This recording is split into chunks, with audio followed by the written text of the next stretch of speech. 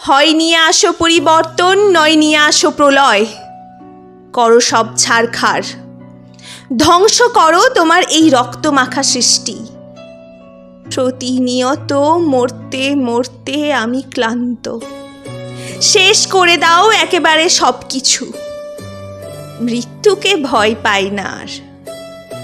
তুমি তোমার যে সুন্দর সৃষ্টির ভ্রমে এতদিন আমায় রেখেছিলে, সেই ভ্রম কেটে গেছে আমার।